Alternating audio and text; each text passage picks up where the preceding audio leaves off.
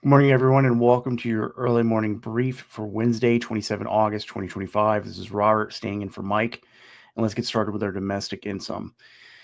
According to comments from Commerce Secretary Howard Lutnick yesterday, there is apparently a, quote, monstrous discussion going on in the Trump administration over taking potential ownership stakes in defense manufacturers. The White House said that the Trump administration, quote, will continue to explore other deals to ensure that taxpayers reap the benefits of investments made by the federal government. I think this is a signal that the Trump administration is going to expand federal government ownership stakes in other key industries. In this case, the defense production base. I expect more expansion into critical minerals and even possibly pharmaceuticals going forward. Also, yesterday, the Office of Director of National Intelligence, National Counterterrorism Center announced that it has surged efforts to build a classified database of members and associates of cartels, specifically the members of those 10 cartels that have been designated foreign terrorist organizations. And according to this announcement, they've now added 35,000 individuals to this classified database. And since this surge to build this list, 6,525 terrorists have been denied entry into the United States. Also yesterday, Senator Richard Blumenthal, a Democrat from Connecticut, said that he's going to launch an investigation in the Senate Permanent Subcommittee on Investigations into allegations that ICE is engaging in abusive practices. And according to Blumenthal, these reports include excessive force and detention of U.S. citizens. Moving on to the domestic side, the USDA and HHS said yesterday there's been no detection of New World screwworm in U.S. livestock. This is after reports of a confirmed human infection case on the 4th of August. The USDA did say that they're taking precautionary and proactive surveillance, and this ongoing surveillance is being coordinated with HHS and the CDC. As far as I've seen, the USDA did know about this for the last 20 days and kept it under wraps. And I did see that there are some independent cattle rancher and producer groups that have been up in arms about this, which I think is possibly another misstep by USDA, possibly losing some trust in cattle producers after earlier this year they had prematurely opened up imports of beef and other animal products from Mexico. And so yesterday, the Florida Ag Commissioner and the Florida Attorney General said that they're going to station law enforcement at Florida trucking weigh stations. They're going to begin asking commercial truck drivers about their immigration status. And they said if they do find any commercial truck drivers that are illegal immigrants, they will be turned over to federal law enforcement. And then finally, yesterday, Yunhai Lee, who is a Chinese national conducting research under a State Department visa and who received funding from the National Institute of Health and Defense Department, was arrested while trying to smuggle American government-funded research outside of the U.S. to China. All right, Jared, if you could come on and take us through your roll-up items, please. Absolutely. So the U.S. and Air Boss had an interview yesterday, and the Air Boss, for those who don't know, is the commander of U.S. Naval Air Forces. Now, he had a very interesting interview where he said that the Navy is preparing for Arctic carrier operations. This is actually a quite unusual set of operations. He did also cite an unnamed carrier recently operating in the Arctic as preparation for these operations and verifying that the systems aren't too adversely affected. Now, Cheever, the admiral here, is referencing the USS Abraham Lincoln in the Northern Edge and Arctic Edge exercises that has been operating with a Canadian Surface Action Group for, I think it's been about a week. Anybody who's over on the Forward Observer websites has been able to see that since they announced it. Moving over to the second Thomas Shoal. The Philippine Navy reports that they sighted a Chinese People's Liberation Army Navy tugboat about 5 miles from the grounded BRP Sierra Madre on Monday. Now, the Philippine Navy spokesman for that area reports that there are still 13 Chinese maritime militia and 2 Chinese Coast Guard vessels that were there from last week still operating in the area. Now, Trinidad, the spokesman, he assured the Philippines that the Sierra Madre is securely anchored, they cannot pull it off, and that the Philippine Navy regularly practices repelling ship borders, so they could not simply take over the Sierra Madre. Over in Latin America, Bolivia had Bolivia's election tally for their legislature finally finished yesterday, and their current ruling Socialist Party is going to lose 73 of their 75 lower chamber seats, and they're going to lose all 21 of their upper chamber seats. Now, the Christian Democratic Party, the party of the outperforming Paz Pereira, they gained the largest number of seats in each legislative body, but did not gain an absolute majority. This is all part of the ongoing elections that have largely been proposed to potentially be a conservative wave through Latin America. Staying in Latin America, Venezuela's defense minister ordered a vessel, quote, larger than a patrolling vessel to the area north of the Lake Maracaibo and the Gulf of Venezuela in order to protect one of Venezuela's main oil exporting hubs. The hub reportedly ships out crude oil to Chevron in the United States and PDVSA over in China. And then lastly, Mexican President Claudia Sheinbaum rejected White House advisor Stephen Miller's claim that Mexico City is run by the cartels, and she actually went as far as to order the ministries of foreign affairs and security to send him crime statistics in order to prove that Mexico City is not run by the cartels. Sheinbaum also went on to affirm that security cooperation is still happening between the U.S. and Mexico, as per U.S. Attorney General Pam Bondi's statements. Thank you for that, Jared. So we have 69 protests today, and we're going to move on to our battle update brief. If you could move to that slide, please, Jared.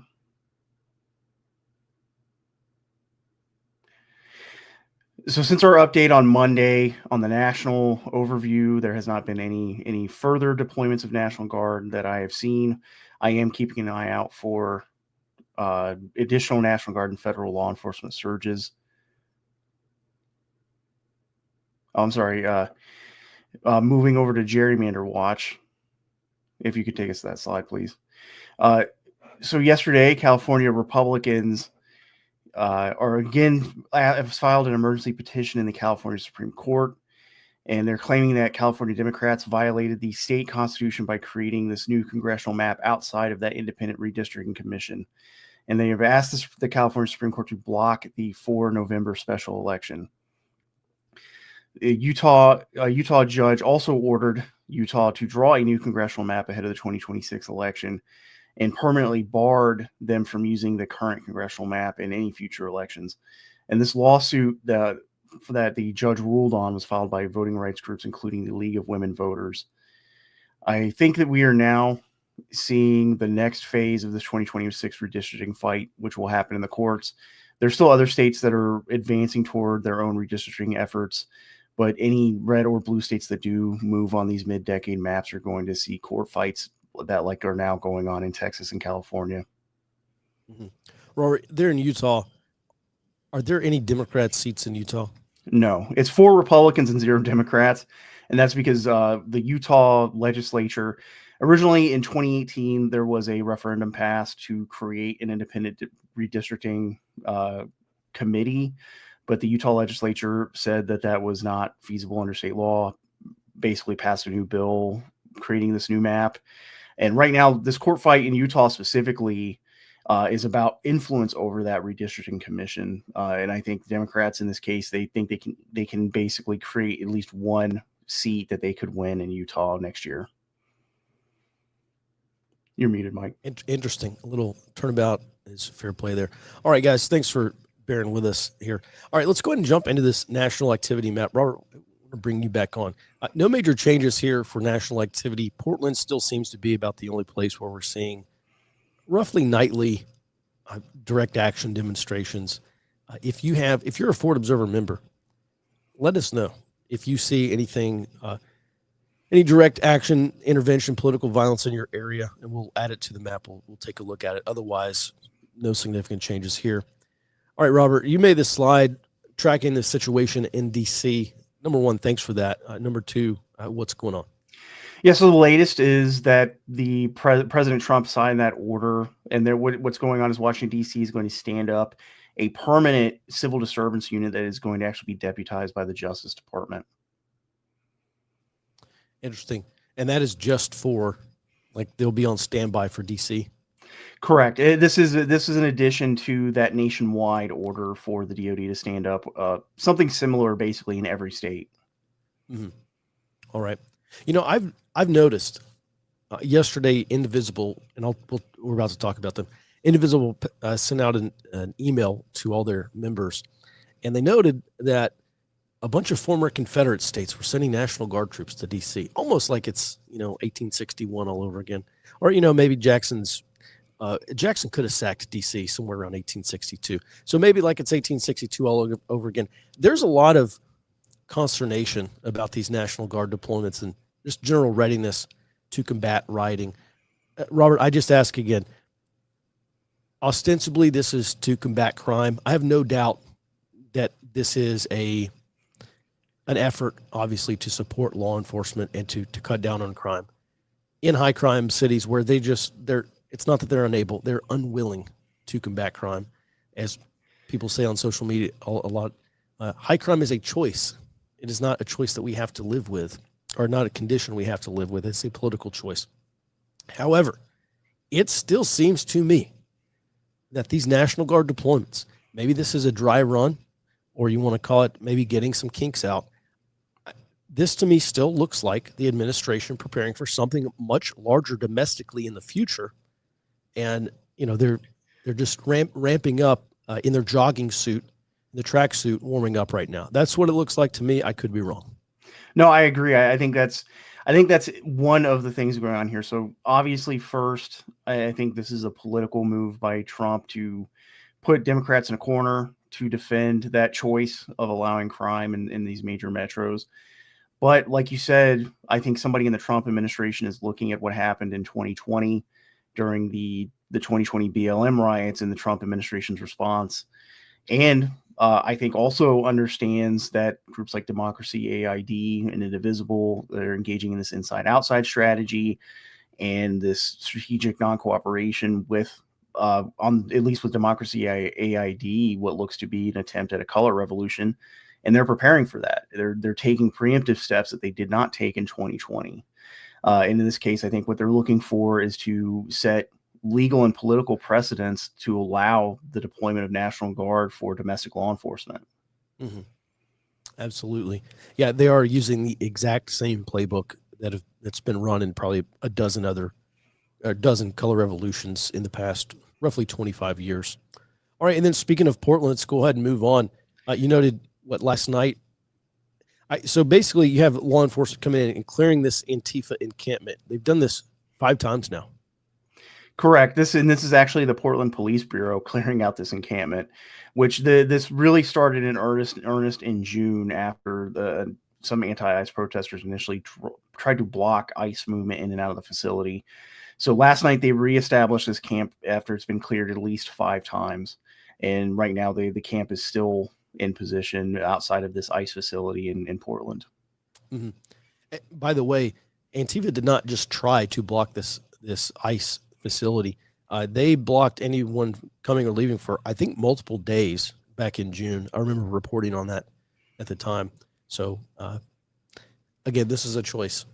All right, thanks for that, Robert. Let's go ahead and move on back to this Indivisible slide, and I'll give you an update. There are a couple of important things going on. Great, thank you. On a recent call last week, there's these 2 co-executive directors of Indivisible. This is the country's largest protest organizing group. This is the group that has been pushing this color revolution strategy. It is not a top-down organization.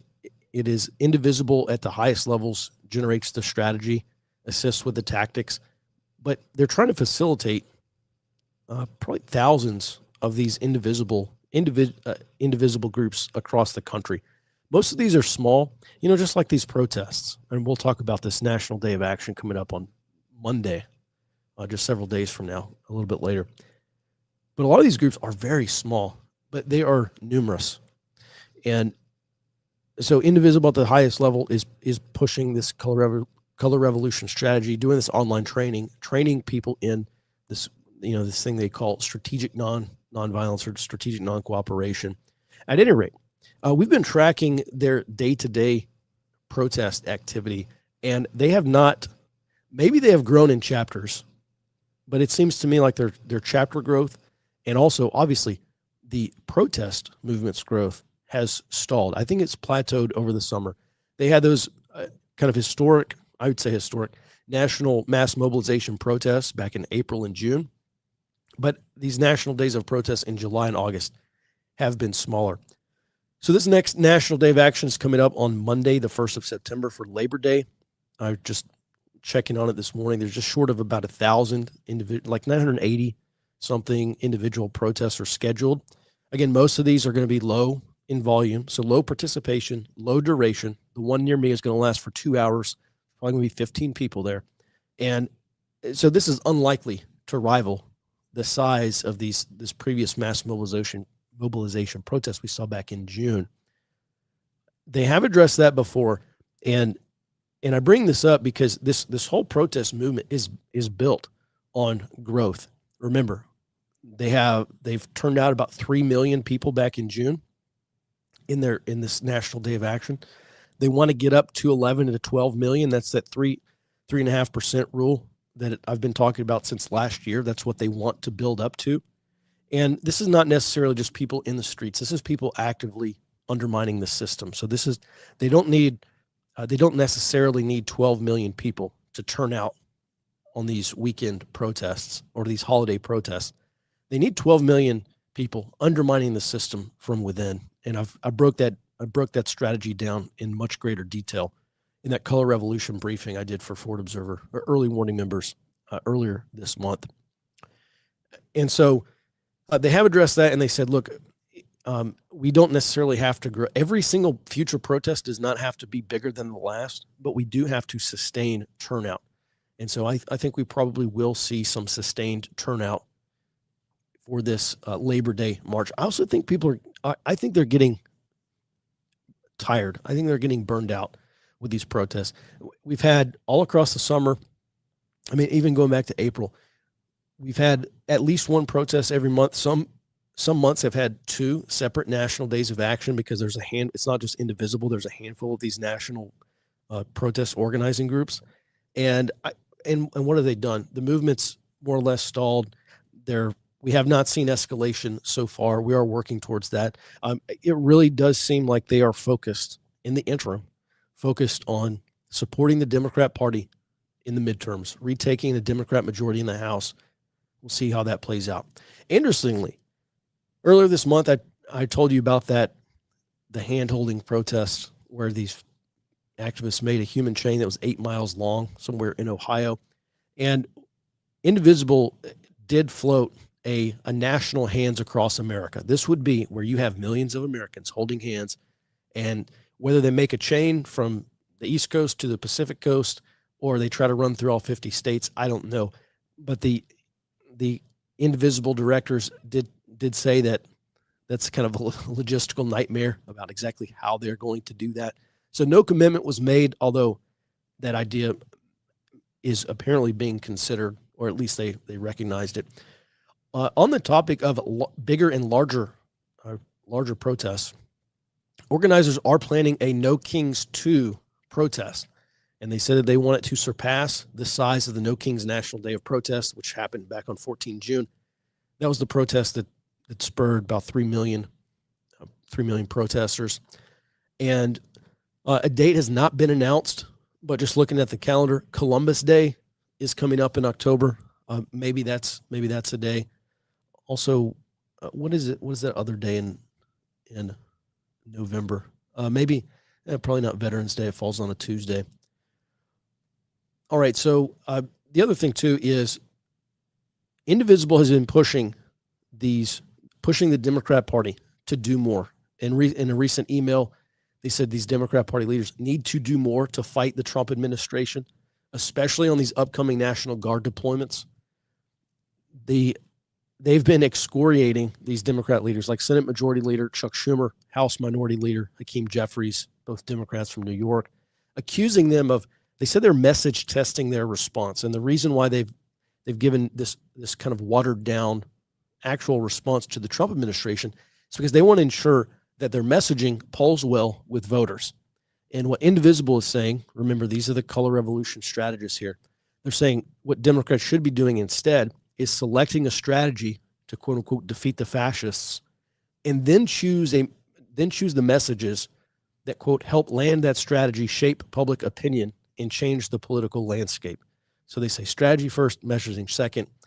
That's what they want to push Democrat leadership to do. And by the way, indivisible leaders have previously called on Schumer to resign over his lack of a hardline stance. So I would note two things. Number one, the Democrat Party is there's obviously division there between senior party leaders, if you want to call them leaders, but senior party officials and the rank and file, number one. And then number two, this indivisible movement to me looks like it has plateaued. This Labor Day protest is not going to be larger. Let me say, very unlikely to be larger than what we saw in June. So this would mark 2 full months of smaller protest turnout. I think that's significant. I think people are getting burned out and tired of these protests, but we'll see. All right, thanks for bearing with me. And with that, I think we have one more update here from Jared. Yes. All right. Go ahead. Whole lot of stuff happened over in Latin America just over the past couple of days. Argentina, Ecuador, Guyana, Paraguay, and Trinidad and Tobago, they all issued statements in support of the U.S.'s anti-cartel mission in the Caribbean Sea. And this actually included several of them also designating the Cartel de las Solas as a terrorist organization. Now, just as a quick refresher, Cartel de las Solas was recently designated as a terrorist organization by the U.S., and they accused the Venezuelan president of heading that cartel. Trinidad's prime minister also went as far as offering the U.S. access to her islands on the 23rd of August if Venezuela attacked Guyana. And there's an open border dispute and oil dispute in that region there. Now, Colombian President Gustavo Petro denied the existence of this cartel and declared it as a fictitious excuse of the extreme right to overthrow governments that do not obey them. So he's taking the exact opposite side here. And as a reminder, Colombia is a major non-NATO ally.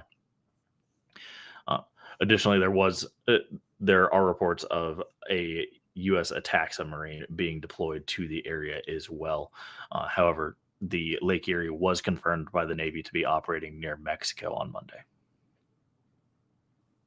All right, thanks for that update, Jared. By the way, you update this map pretty much every day. It's on our Intel dashboard for early warning subscribers.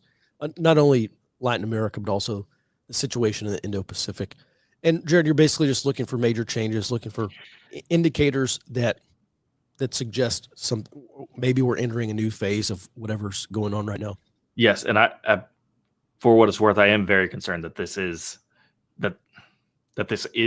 leading to a place where it is leading to violence. It looks like it. We have 8 surface ships in the area. The Iwo Jima Amphibious Readiness Group is at the top of the map because on Monday they were reported to be just off the coast of the U.S., but they're probably down in the Caribbean Sea by this point. Doesn't take long. And they're the ones carrying the 2,200 Marines that have been espoused. But they're there. There's 3 confirmed destroyers in the area, all with Coast Guard attachments for interdicting drugs. There's an LCS down in the area. We just confirmed a cruiser. There's potentially a nuclear submarine. There's a lot going on there, and that's enough to pretty much secure the entire region in the maritime domain. Yeah, just a little bit of ancient history on this. The first time we saw this Venezuela-Guyana conflict kind of flare up, Maduro was threatening to invade this portion of Guyana and take it over. And then the Russians talked him out of it. Maduro and Putin talked, and Putin said, you probably don't want to do that. And Maduro's plan was to go in, kind of take over annex this region of Guyana, and then hold elections. And then they were going to, by election, secede from Guyana to join Venezuela. Sounds somewhat familiar. Should, if you've followed Russia.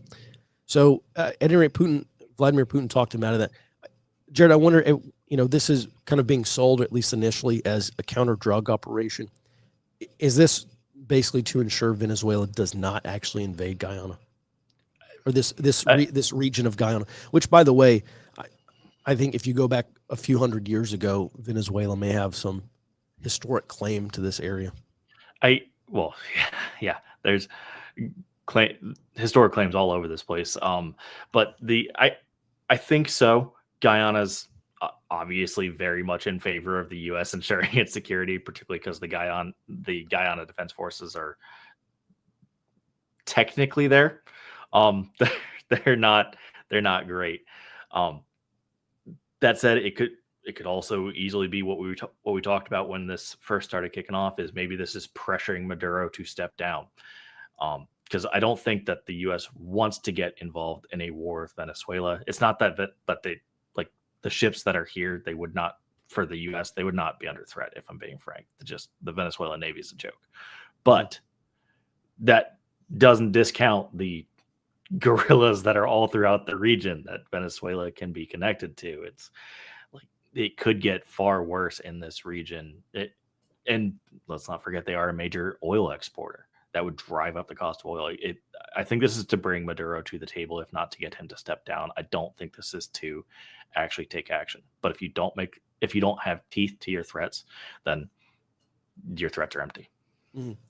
Yeah, I would also just maybe bring up one other point, and that is, I think this is a matter of when, not if, but when the United States does get into an actual military conflict with China, every country in the world that has eyes on its neighbors pretty much going to have carte blanche access, because the United States is going to be tied up.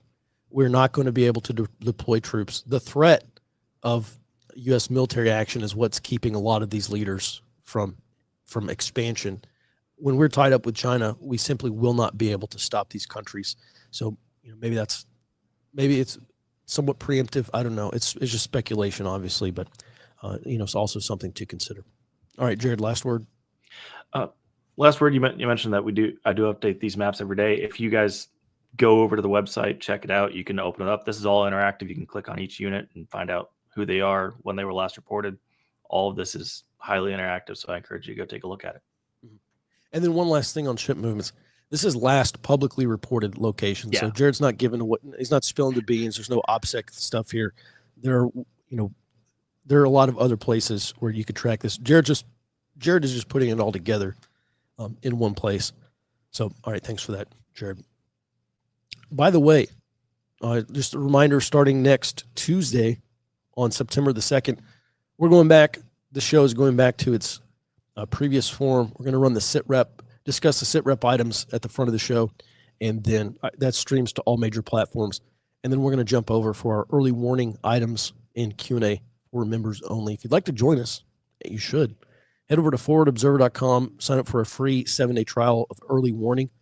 That is our intel service. And you not only get access to the full length of the show, you also get access to the full length report, and then also our watch floor items that get updated throughout the day, and some other member benefits as well. Forwardobserver.com/trial. Free 7-day trial. Check it out. All right, with that, I think we do have some questions here. Jared. Yep, there is one left over from yesterday. So regarding the Fed Governor Cook's firing yesterday, what are the consequences of a Trump-friendly Fed? Yeah, it's a good question. So I would not say this is going to be a Trump-friendly Fed necessarily. I think it is going to be a Fed that is a lot more amenable to economic statecraft, and it will be sold as Trump-friendly. And of course, the Fed is under the control of the president, and all the other things. I really think it is getting the Fed aligned with Treasury on this economic statecraft stuff. Remember, Michael Every broke this down in great detail. Fantastic interview I did with him. I think it was back in May. The United States has chosen to specialize in financial services. Okay, we make money off of money. China has chosen to specialize in production, making things. The problem is the United States cannot compete militarily with China when they specialize in production and we specialize in money. So what has to be done is we've got to take this specialization in money and use in the federal government, and this is just the economic statecraft stuff that Michael Every has been talking about for several years now. But obviously, when Trump was elected back in November 2024, his premonitions have become reality. We've got to make money off of money to support building up production. And this is happening at the Fed level, This is happening at the federal government level. This is that state capitalism that people have talked about I think that's a good term for it. I don't think it's socialism.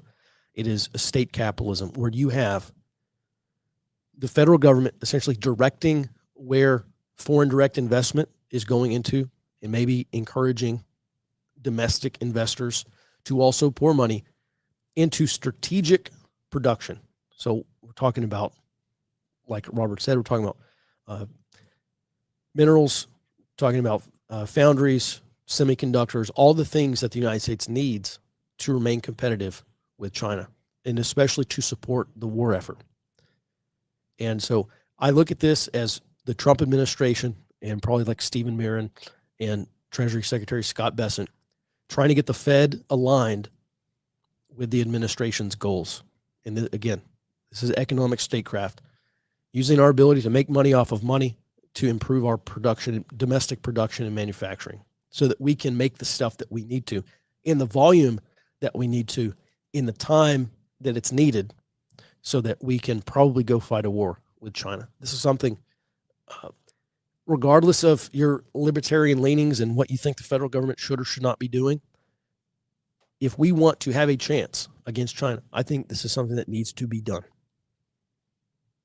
So I think that's the big risk here is that a lot of foreign investors look at this and say, well, the Fed's no longer independent. Fed policy will now be at the direction of the administration or heavily influenced by the administration.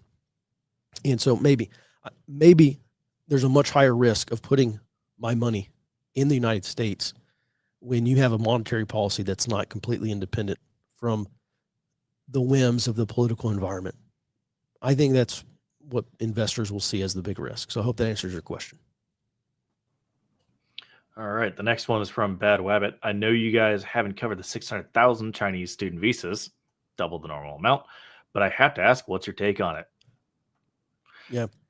This may be one of those things that Trump says to encourage negotiations with the Chinese.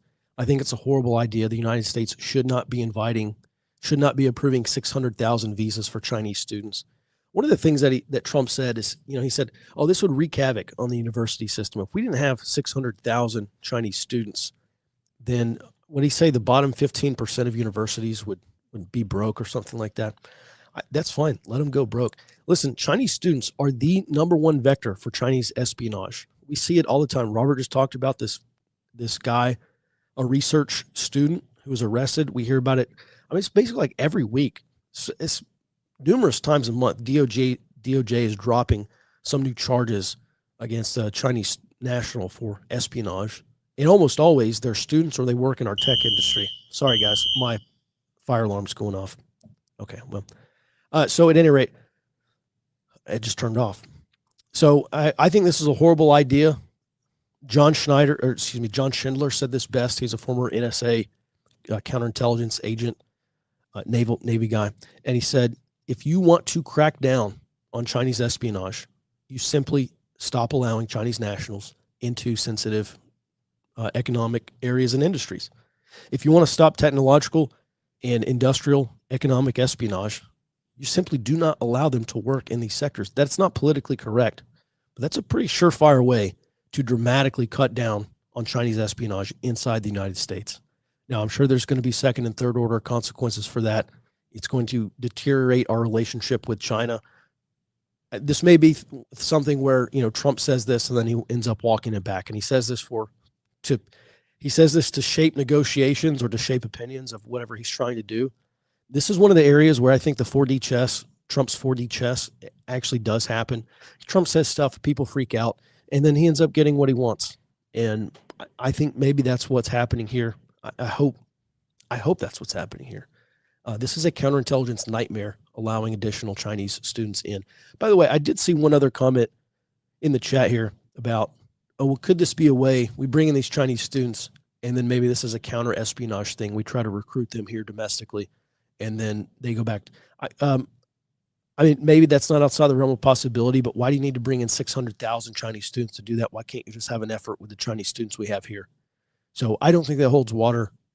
That's my personal opinion on that. Next question, Jared. All right. This is in regards to the radioactive shrimp that made the rounds earlier this week. what about the cesium-137 that was reported earlier, the recall of radioactive shrimp concern that it transported containers? Do you guys have any thoughts on this issue? Yeah, I'm not up to speed, but this is definitely more of a Robert question. Robert, I don't know if I'm sure you've seen it. Yeah, yes, I did see it. I think the USDA put out that it's basically safe levels of cesium-137. As far as how it got contaminated into this shipment of shrimp, cesium-137 is used in things like food sanitation, so basically killing off parasites. In this case, shrimp. I think parasites is probably how it got contaminated, was and it's used to kill off any parasites in that food product. And this goes back to the Department of Energy, at least back into the 70s. They began looking at using this isotope specifically for food sanitation. So I imagine how it happened is during that sanitation process, there was some type of contamination beyond what it normally happens when they use this isotope for food sanitation purposes. Interesting. All right. Safe levels of arsenic and radiation, safe levels of lead, and okay, all these things, safe levels. All right, interesting. Thanks for that, Robert. Next question, Jared. All right, last one from the high side. Any update on the Panama Canal? Not yet. I am obviously keeping tabs on that. It's a strategic issue, so I'll update as soon as I get. Mm-hmm. All right, this will be the last question we take for today. What can a citizen do if we suspect a foreigner of espionage? Are we permitted to do a citizen's arrest if we witness saboteur-like behavior? Well, I'll tackle the first question. Number one, you should report it to the FBI. FBI should be way more interested in these reports now that we ostensibly have an FBI that's actually going after foreign nationals in this country doing the wrong things. In terms of a citizen's arrest, I don't know, Robert, Jared, I think there's obviously certain things you probably can make a citizen's arrest for. You skirt the line of kidnapping, I think, if you're wrong on it. So I would probably just call law enforcement, honestly, call 911, get in touch with your local FBI office and let them know. Yeah, and that's going to be very dependent on your state law too. So if you are thinking about doing anything involving a citizen's arrest, I would look up your specific state laws on that. Yeah. If you're trying to prevent a murder or kidnapping, yeah, sure, absolutely. That's, I think, hopefully in most jurisdictions, that's pretty cut and dry.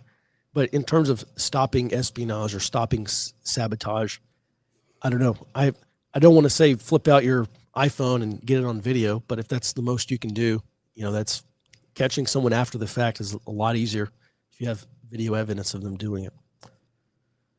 All right. Well, everyone, thanks so much. That is going to do it for us today. We appreciate your support. ForwardObserver.com. Go start a free trial to early warning. Join us over on the high side. And again, starting on Tuesday, September 2nd, we'll be running the sit rep on all major platforms and then taking our early warning items, our best items focused on the future, describing what's happening at home and around the world. We'll be going back to members-only briefings for that. So everyone, we appreciate your support. And with that, we'll be back in your inbox tomorrow morning, back on the show starting at 08 Central Time. Until then, be well and stay out front.